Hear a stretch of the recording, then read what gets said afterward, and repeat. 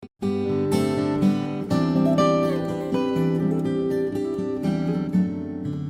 presidente Nelson recibió dos enseñanzas gracias a esa experiencia y muchas veces nosotros dejamos pasar estas oportunidades para aprender y simplemente reaccionamos de manera igual o peor, ¿verdad? Que las personas que tiran bisturís en nuestras vidas. ¿Cuáles fueron esas dos enseñanzas? La primera, palabras textuales del presidente Nelson, es que nunca perdería el control de mis emociones, dijo el presidente Nelson. Y la segunda es que jamás lanzaría nada estando enojado. Eso incluía, él más adelante dice, bisturí o palabras, ¿verdad? Entonces, él hace un comparativo con todo lo que estamos viviendo en la actualidad.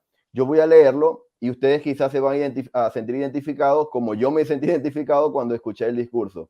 Él dice que en la actualidad hay una venenosa contención que infecta nuestro diálogo cívico y demasiadas relaciones personales.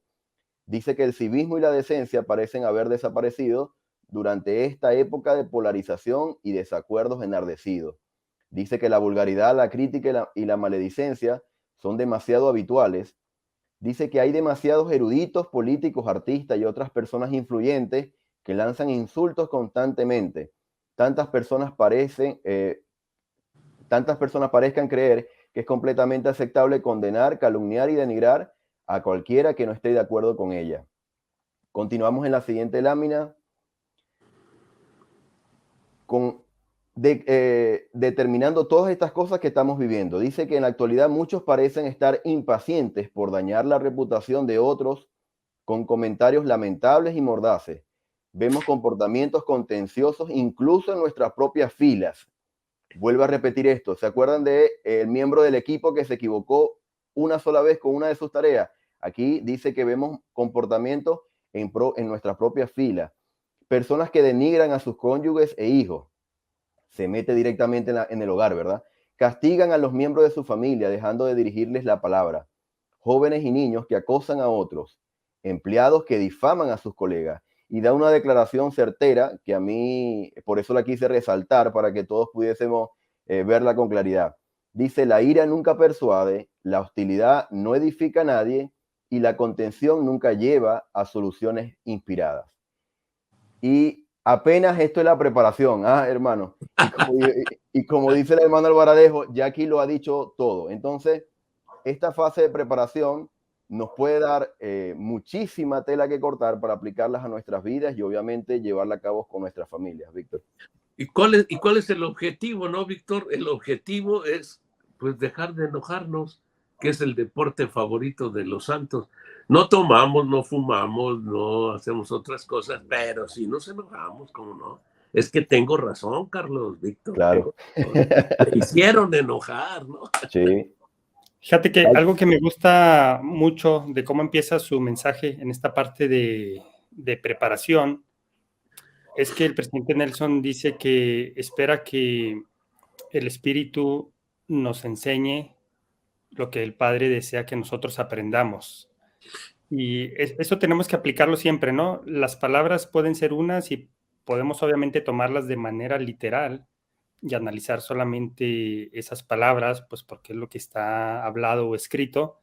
Sin embargo, las palabras que no se hablan o lo que viene por la voz del Espíritu suele ser frecuente también en este tipo de discursos. Entonces, hacemos extensiva esa invitación el día de hoy mientras seguimos analizando este discurso del presidente Nelson, que más allá de las palabras que presentemos aquí en pantalla escritas, más allá de los comentarios que nosotros hagamos, que estén escuchando la voz del Espíritu, porque el Espíritu es el verdadero maestro. Entonces, es importante eso. Y ya entrando en toda esta parte que explicaste, Carlos, yo creo que el presidente Nelson hace una radiografía muy exacta de cómo está nuestro mundo hoy en día al hablar de todo lo contrario a ser pacificadores, ¿no? Es decir, de cómo yo me atrevería a decir que la mayoría de las personas tienen este tipo de actitudes hostiles, ya sea en sus relaciones personales, en sus relaciones intrafamiliares, pero también en las relaciones con las personas que ni siquiera conocen. Eso a mí siempre me ha sorprendido mucho, ¿no? porque bueno, conocemos a alguien o tenemos algún problema con algún compañero de trabajo y la situación a veces se nos sale poquito de control y podemos ser, o no podemos, solemos ser hostiles, pero ¿qué pasa con las personas que ni siquiera conocemos, ¿no? Y me refiero a las redes sociales o a medios de comunicación masiva, en donde ni siquiera sabemos quién está del otro lado. Entonces, ¿por qué nos tomaríamos la molestia de contender con personas que ni siquiera conocemos, que quizás nunca vamos a ver en la vida, ¿no? Obviamente son nuestros hermanos, merecen todo nuestro respeto, pero ¿por qué desgastarnos con alguien que ni siquiera conocemos? Bueno, el fenómeno creo que al presentarlo el presidente Nelson, él ha hecho una secuencia, una serie, como la Guerra de las Galaxias igual, ¿no? Ha hecho una serie de cosas. Y de la primera presentación que él dio en abril de 2018, dijo, revelación para la iglesia, revelación para nuestras vidas. Y entonces nos lanzó el primer principio. En los días futuros no será posible sobrevivir espiritualmente sin la influencia guiadora, orientadora, consoladora y constante del Espíritu Santo. ¿Por qué? Porque, por ejemplo, ahí estamos, volvamos a la operación o con el vecino o con la hermana, con la esposa, con quien nos vayamos a enojar. Ahí estamos frente a una situación.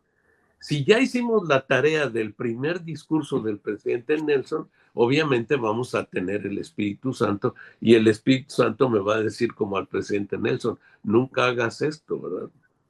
Pero el otro que estaba ahí recibió una idea que le dijo, está tonto, ¿cómo está aquí como cirujano? ¿verdad? Y entonces tengo razón de enojarme, ¿cómo está haciendo eso? Entonces, observemos esta dualidad que tenemos en nuestra vida y la urgencia de cambiarlo, como el consejo que nos dio el presidente Nelson de 2018. Si tenemos el Espíritu Santo y nos habla, distingámoslo y hagámoslo como el Espíritu Santo nos dice. Bien lo mencionó Víctor. Entonces, hermanos, de ahí la urgencia. Podemos revisar y revisar discursos, pero urge hacer lo que hemos estado diciendo, ¿verdad? Urge tener el Espíritu Santo con nosotros. Y la manera de tenerlo es pensando siempre en Jesucristo. Y al lograrlo, cuando vienen las ideas del adversario, las podemos distinguir y desechar. Hermano Juan, es interesante lo que menciona porque me vino a la mente la impresión de que el presidente Nelson tomó esta experiencia de manera positiva y lo impulsó o tuvo un ímpetu positivo. Sin embargo, lo que vemos en la actualidad es que muchas veces repiten patrones porque lo vieron en el hogar. Entonces, la pregunta ¿es posible tener caridad en nuestros corazones cuando yo fui criado sin amor y sin caridad y sin el Espíritu en la casa? Sí, me convertí, Carlitos. Si yo ya ingresé al reino y dije, sí, yo le entro y me bautizo y empiezo a cumplir con ese convenio. ¿Cuál es el modelo de mi convenio? Primero, pues es la preparación que es, recibí todo, ¿verdad? Y me dijeron que tenía que hacer. Luego el conocimiento lo integré cuando oré para saber que la iglesia era verdadera. Y una vez integrado, ya lo estaba aplicando, ¿verdad? Porque eso es lo que sucede. Y el Espíritu me acompaña continuamente y empiezo a decidir. Pero si a estas alturas de mi conversión todavía me ando enojando, quiere decir que estoy incompleto, ¿verdad?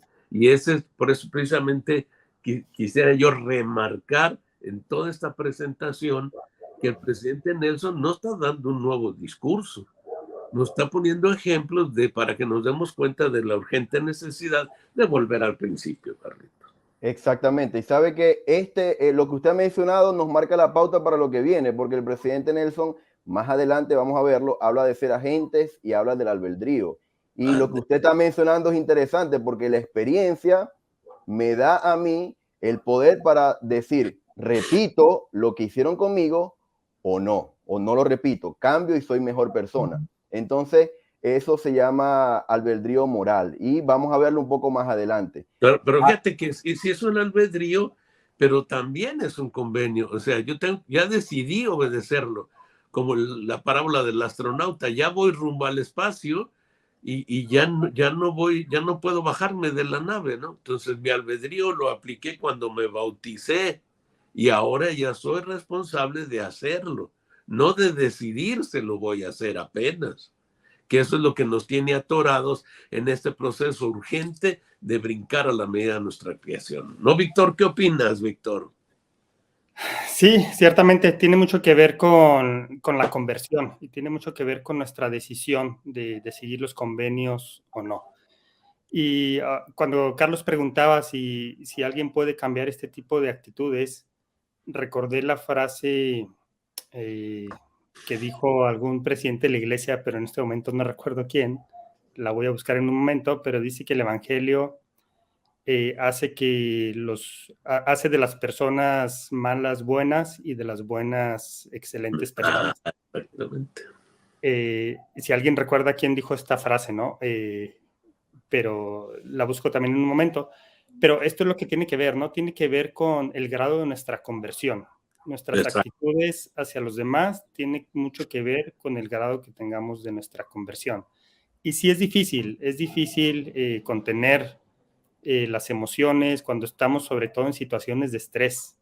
Yo creo que ahí sale el verdadero yo, cuando estamos en una situación complicada, una situación de estrés, y de alguna manera nos sirve a nosotros mismos para medirnos, ¿no? Porque yo puedo decir, no, yo soy muy tranquilo siempre, pero ¿cómo reaccionas cuando tienes una situación de estrés? Pero no me provoquen, dicen, pero no me provoquen. No me provoquen y yo No, soy bien tranquilo. Exacto. Entonces, ¿Sabes es cómo? una forma de medirnos. Tenemos la situación de estrés, observemos o reflexionemos o analicemos cómo respondemos ante esas situaciones, porque ese es nuestro verdadero yo. Entonces, Claro que sí. necesitamos trabajar todavía en refinar nuestro carácter. Por ahí puede estar la medida. Ahora decía mi presidente de misión, no me hagan ser como era yo antes. Así que, y ese ser anterior se quedó ahogado en la pila bautismal, ya no lo saquen, déjenlo ahí tranquilo, ahogado, y ya nació una nueva persona, ¿no? Sabe que, Víctor, me acuerdo mucho, la frase la dijo el presidente David McKay.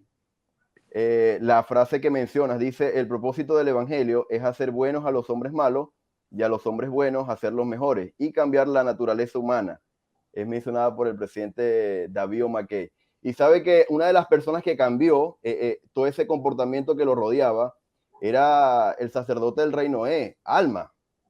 Y Alma tuvo la capacidad para cambiar y salir de todo ese ambiente. Eso sí, tuvo que pagar el precio de que casi lo matan. Lo persiguieron, tuvo que dejar todo atrás y huir. Y en Doctrinas y Convenios 121, donde habla del juramento y convenio del sacerdocio, Víctor mencionaba al principio de que muchos de nosotros, quizá la mayoría, tiene una conducta a veces de una tendencia a molestarnos y a no ser pacificadores. Y dice el versículo 39, hemos aprendido por tristes experiencias que la naturaleza dice, y disposición de casi todos los hombres, en cuanto reciben un poco de autoridad, como ellos suponen, es comenzar inmediatamente a ejercer injusto dominio.